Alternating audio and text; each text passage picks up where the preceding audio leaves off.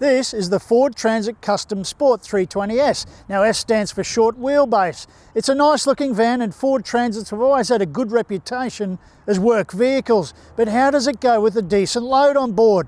Well, that's what we're here to find out, so stick around. For even more details on this vehicle, make sure you read my full written review on the CarsGuide website. And if you're watching this video on YouTube, hit like, share it with your mates, hit subscribe, and make sure you tap that bell icon to stay up to date with all of our content. The Ford Transit Custom Sport 320S has a 2-litre 4-cylinder turbo diesel engine, a 6-speed automatic transmission, and it is front-wheel drive. It has an 8-inch multimedia touchscreen, and that has Apple CarPlay and Android Auto integration, AEB blind spot monitoring, adaptive cruise control, a reversing camera, and more. The exterior is frozen white paint.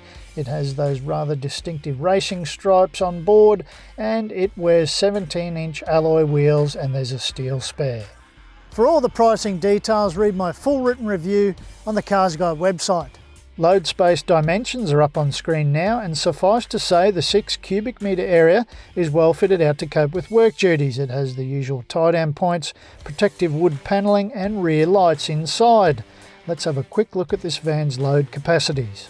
This van has a listed maximum payload of 1,046 kilograms, a brake towing capacity of 1,800 kilograms, and a gross vehicle mass of 3,100 kilograms.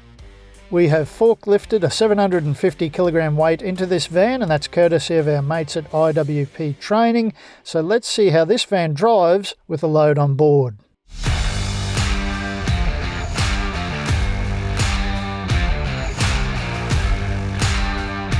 From the moment you climb into a Ford Transit, and especially the Sport variant, which has that little bit of athletic feel about it, I guess, it is easy to feel right at home, and it's easy to do long days in the driver's seat, and it is just as simple to drive it when it is fully loaded.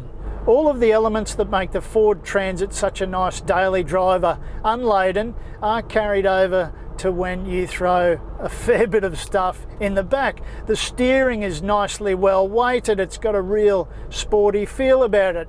The engine and transmission are very cluey, there's never any hunting around for the right gear, and it generally feels pretty stress-free.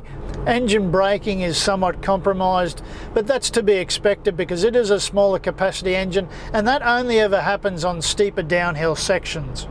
And the suspension is impressive. It's quite a traditional setup, rear leaf springs, but it does the job and does it really well. It brings everything under control and it's settled and composed.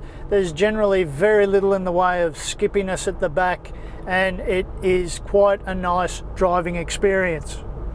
The Ford Transit platform is getting on a little bit, but that doesn't matter because it does the job really well. It all ties together. This is a great all-round package, sort of bringing all the elements together in not a fantastic way, but in a really effective real-world way.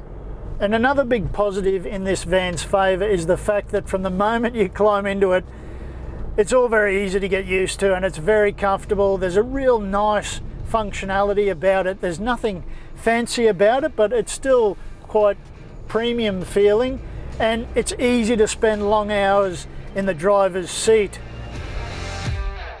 The official fuel consumption figure for this van is 7.2 litres per 100 kilometres, and that's on a combined cycle. For our real world on-test fuel consumption figures, check out the screen now. For the record, this van has a 72-litre fuel tank and a 21-litre AdBlue tank. This van has a 5-year unlimited kilometre warranty.